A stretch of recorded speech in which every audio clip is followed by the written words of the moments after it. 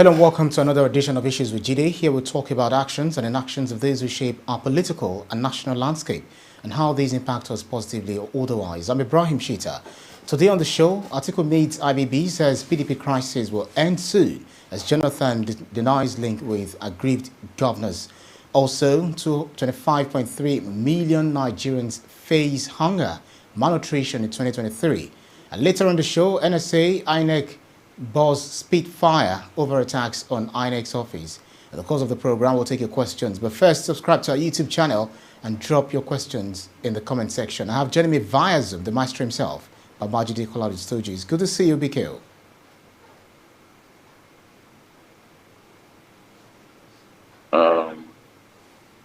I'm in Matobon town in Ogun State. One of the biggest examples that you can cite when you are talking about the deplorable state of roads in Ogun State. Matobon, for local government, is an example that sticks out like a giant in a room full of dwarfs. We are here with the wedding of a young man in a sports unit, TVC. So I'm here to celebrate the young man, a beautiful wife. That's our own vivacious Pablo. Yes, I'd like to call him Pablo. He reminds me of Pablo Aimar of Argentina.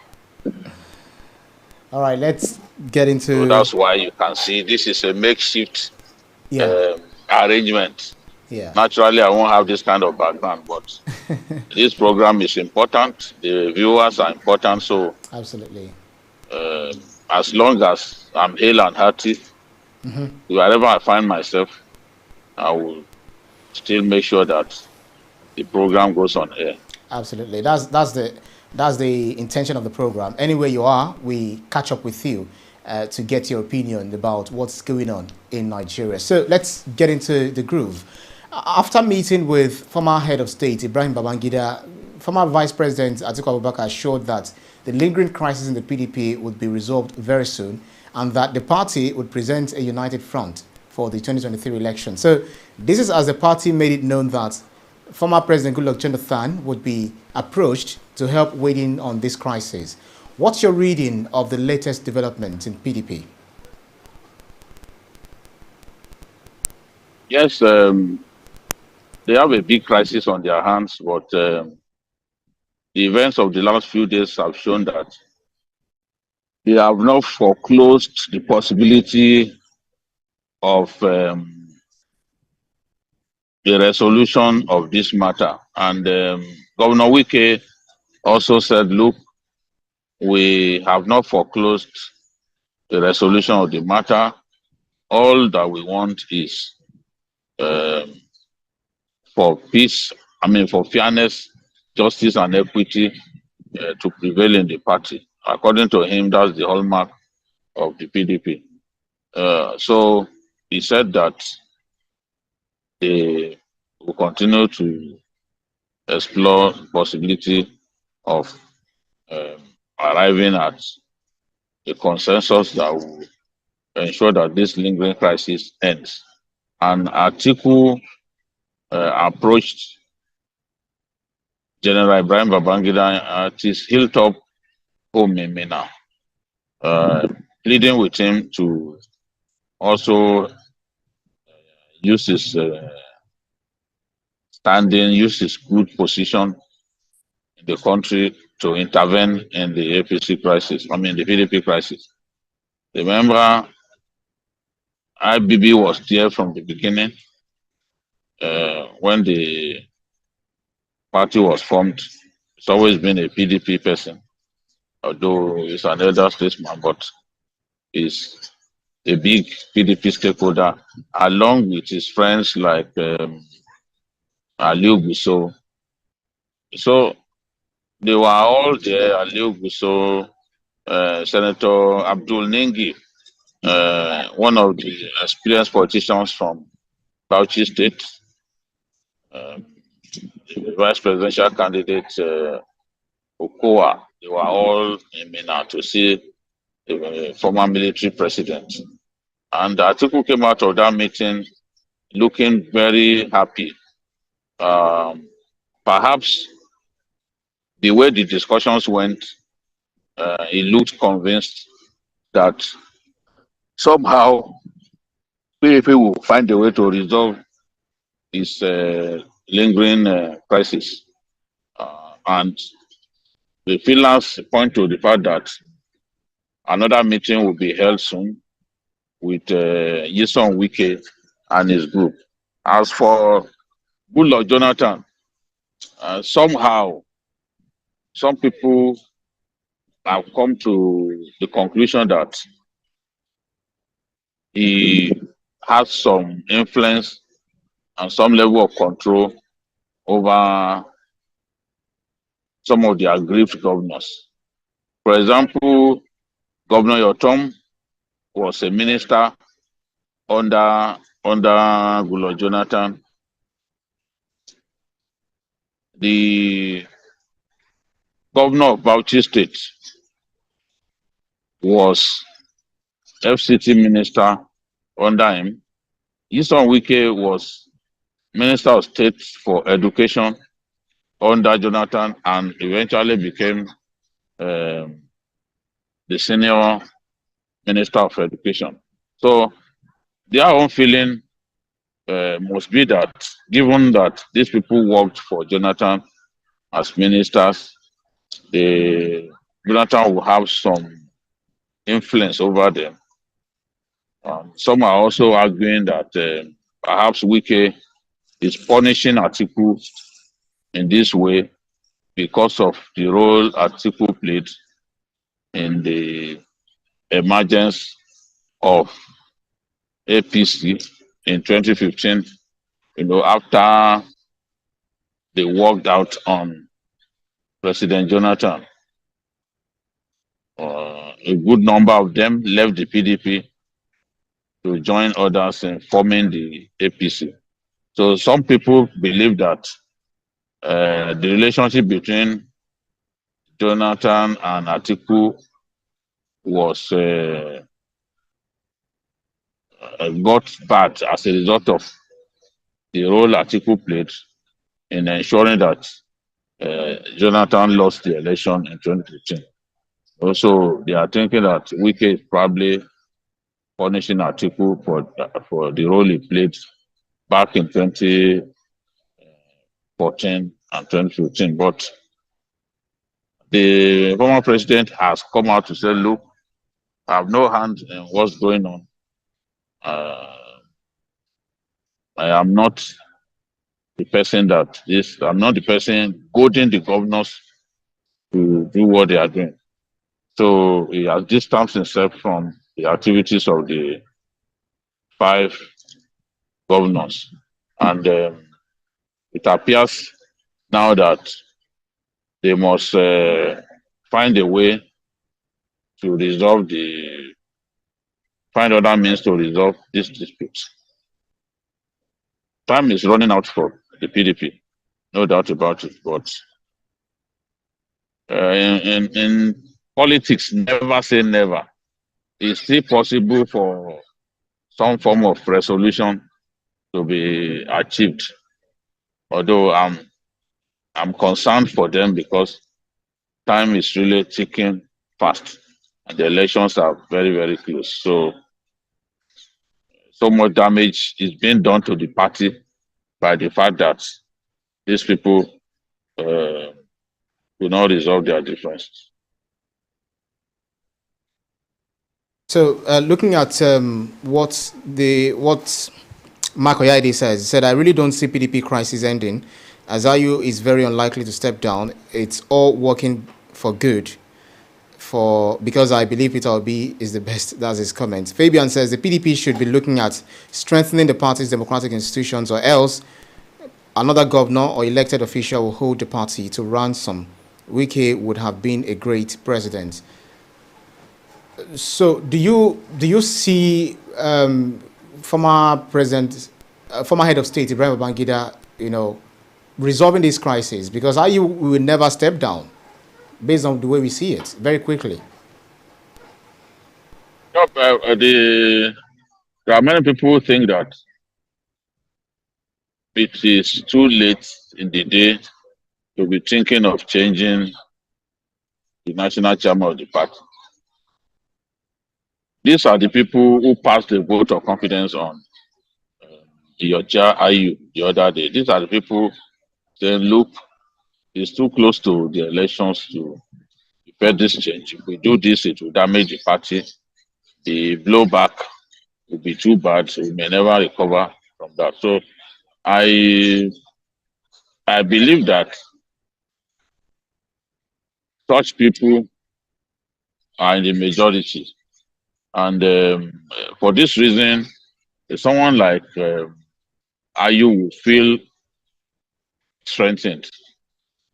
He will feel that his position is secure and he will not want to give up that position since he has the support of the presidential candidate of the party.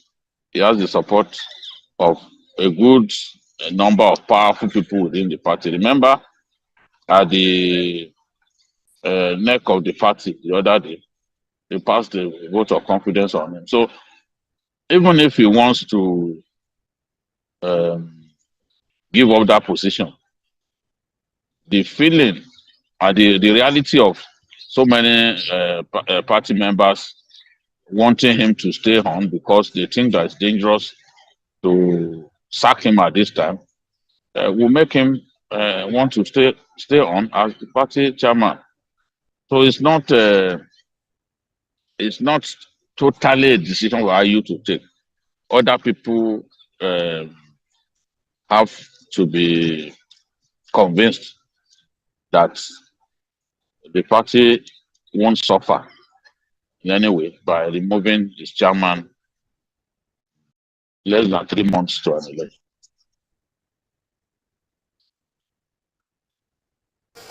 All right, so let's change tack by looking at other issues. The lingering negative impact of the COVID-19 pandemic, climate extremes and the ongoing floods have worsened food insecurity and put over 23.3 million Nigerians at risk of hunger and malnutrition. This spells danger, BKO, doesn't it? Yes, it does. And I was looking at some of the statistics, and frankly, I'm worried about the damage that global warming is doing and the damage that floods have done to us as a country this year.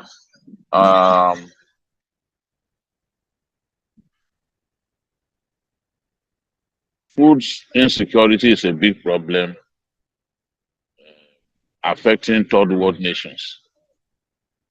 We are particularly, our own case is particularly worsened because of insecurity in some of the food production belts of our country, like the Northwest, like the North Central.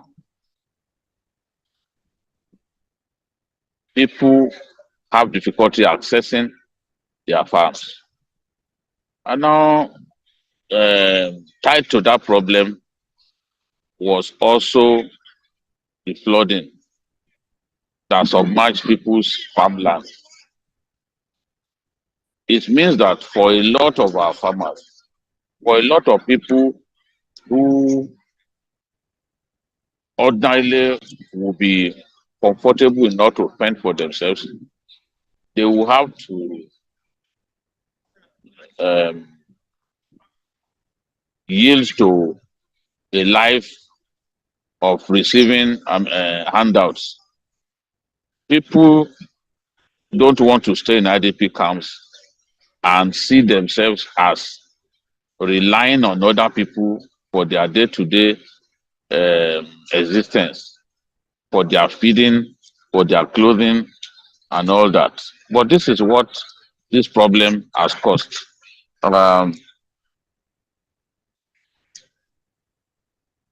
In Nasarawa State, for example, Olam, a big company that has an integrated rice farm lost 4,500 hectares of rice farm in Doma local government area of Nasarawa State. This is a big, big problem. Remember, on those farmlands, they also had people that they employed. So what will be the fate of such people now? With the company having lost about 4,500 hectares of rice farm. And a lot of states like Kogi, Anambra, Delta, Imo, Bayelsa, and Rivers, they have also faced this problem with people's farmlands washed away by flood. So what do the people eat? Food production has been massively hit by this flood problem this year. It is described as the biggest that we've had in a decade. So how will our people cope with this kind of life? For a good number of them, they have farms. They can't even access the farms because of insecurity, because bandits will sometimes ask them to pay um, a big levy before they can access their farms. That is already a problem. Some of the food production beds are not even accessible at all because of the activities of terrorists and all that who kill people. Some have fled their communities, they fled their farmland.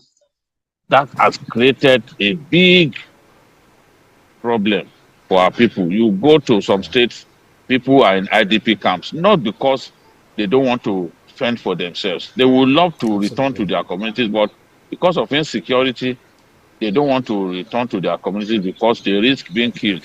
I've visited some IDP camps, and the stories that they were telling me, were really, really blood curdling. No one wants to waste his life by returning to a community that they cannot guarantee that it is safe enough. So, and added to that is this flooding problem.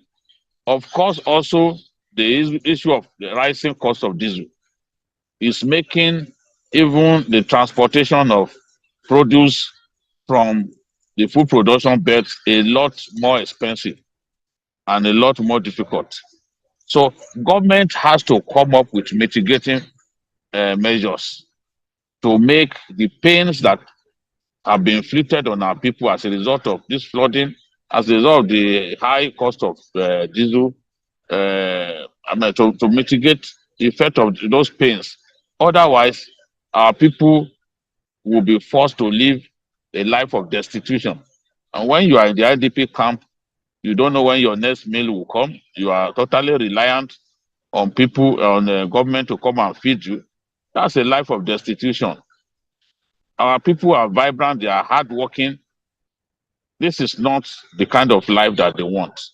So if we will improve on the security of our communities, if we would come up with measures that will mitigate the pains inflicted by our people on our people as a result of this massive flooding that we had this year, if we will also take steps, globally accepted steps or globally acknowledged steps to reduce the effect of global warming, which is causing this irregular rainfall patterns and all that, then our people, the pains inflicted on our people could be reduced drastically. But it's unfortunate a good number of our people in the year 2023 will experience hunger, and I don't think the government was prepared for this at all. They will experience hunger, they will experience malnutrition and insecurity. It's a very easy thing to predict, given that these floods came even close to harvest time and completely washed off farmlands and throwing our people into unexpected hunger because some of them were forced to even harvest their produce prematurely. You know, one, they will not be able to make money from their produce. They will have um, to eat them quickly, and then they won't be able to store enough for the coming year because a lot of the hard work have been washed away and rubbished by flooding. Right. Fabian Akeze says, hunger has always been a staple in the Nigerian society before climate change. During the military rule, pre-independence, and the so-called glory years, Nigerians have always been hungry. You know, so much to say. But because of our time, we need to race to our final topic, talking about the attacks on, INEC facilities. INEC itself, as well as the NSA and the IGP, are enraged at the attacks on the facilities of the Electoral Commission. The security chiefs read the Riot Act against further attacks. How far-reaching do you expect these warnings to go?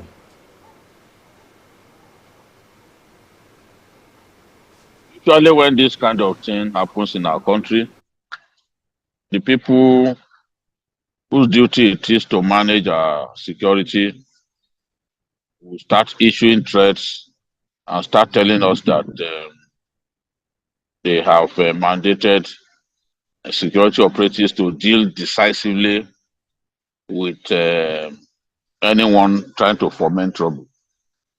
But my own attitude is that these steps usually come when the birds have flown, when the horses have left the stable. What we need to do is to ensure that this doesn't happen again. In just 2 years, that's from February 2019 to March 2021, 41 INEC offices across 14 states of our country were set ablaze. I don't understand how people could have the audacity to be setting ablaze government buildings, including government buildings that are so important, like the INEC offices. If we experience 41 attacks in 2 years, one would have expected that as we move closer and closer to the 2023 election, steps would have been taken to secure all our all our INEC offices where materials are kept. Because the conduct of the 2023 election, the capacity of our people to fully exercise their franchise has been compromised by these attacks, especially the last attack in Abeokuta South Local Government, where 65,699 uncollected PVCs were set ablaze, were destroyed.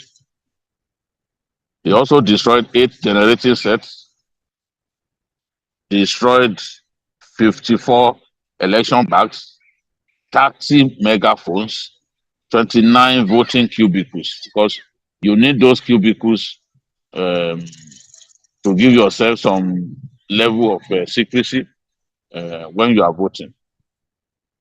They destroyed, they set ablaze 29 of them. And of course, 904 ballot boxes destroyed. These things, yes, they are replaceable. but at what cost? And within what time can we guarantee that these replacements will be brought in? So what we have to do is to step up our protection of those INEC facilities. We should see protecting INEC offices more or less like protecting our oil installations. It amounts to political sabotage for politicians to be set. I mean, to be giving thugs money to go and burn INEC offices. I was reading the statement issued by the Obidati group, where they were saying that politicians who knew they would lose the election were the people setting INEC buildings ablaze. Arrests have got to be made so that we can even know those who are behind this and what they stand to gain. Because I don't get it. Before the last governorship election in Ondo State, that was how they set ablaze an INEC office. And for them to burn an INEC office in an urban center, that fire has to be thoroughly investigated. How could they be moving freely in the odd hours of the night and then succeeded in destroying INEC infrastructure and the things kept there? So for me, I'm not so concerned about the threat that the Monguno, the NSA, as well as the Inspector General of Police have issued. You don't even need to issue threats to undesirable elements. Just do your best to make sure that they are unable to destroy INEC infrastructure, destroy